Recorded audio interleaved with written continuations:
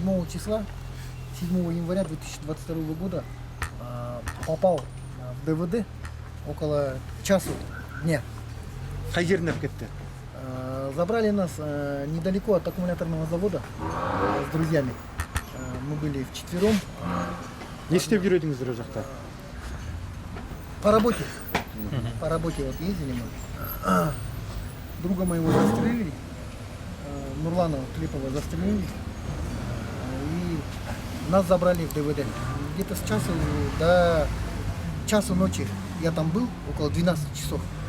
Ну, также оказывали неправомерные действия со стороны сотрудников. Избивали, пытали, заставляли какие-то там бумаги подписать, якобы там схроны какие-то, оружие, наркотические средства и так далее. В общем, полная чушь была со стороны сотрудников. Медицинскую помощь нам не оказывали. Много было людей там с огнестрелами, в тяжелом состоянии много было людей. Как я сам видел своими глазами, тяжелых было очень много. Қай жеріңізден ұрды? Қалай ұрды? Ну, били по голове, в основном по голове били, по туловищу, автоматами били, прикладами, потом пистолетами били, резиновые дубинки, что там, молоток. Такие. Да, в 2 местах у меня был перелом, это у меня есть Қай жеріңде? документы, вот в этом вот районе. А оның қағаз бірдеңелерін алдыңыз ба? Да, у меня полностью есть больница, я в ЧЛХ лежал, многопрофильный, челюстно-лицевой ғой. Жаңа оқ тиген адамдар туралы айтып берсеңіз, не көрдіңіз? Оқ тиген адамдар болғанда мен о жағынан айтпай ақ қояйыншы, шыны керек просто. Следствие жүріп жатыр да, распространяться нельзя насчет этой темы. Я там подписал документ. Түсініп отырсыздар ғой. Бірақ негізі көрдіңіз да? Да.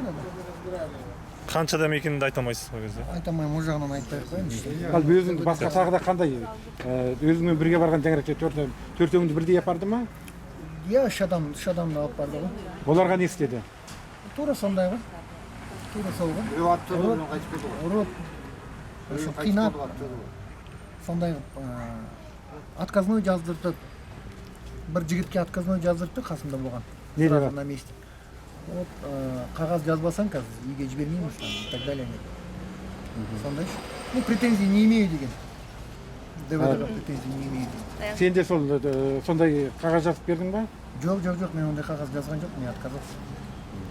Сіздер соны не үшін ұрды? Жаңа айып тақты ма бір нәрсе деп? Ештеңке үшін. Просто я даже не знаю. Қасындағы адамдар өлген үшін ұрып. Просто, наверное, статистика нужна была. Статистика нужна, показатели нужны. Ну, я так считаю, сам думаю. Если сказали там 20 тысяч террористов, наверное, скорее всего. Жаңа оқ тиген досыңыз қайтыс болды да? Да. Он скончался. Оған қай жерде оқ тиді сонда ол кісіге? Мен ол жағын айтпай ақ қояйыншы. Ренжімесем. Жақсы. Сіздер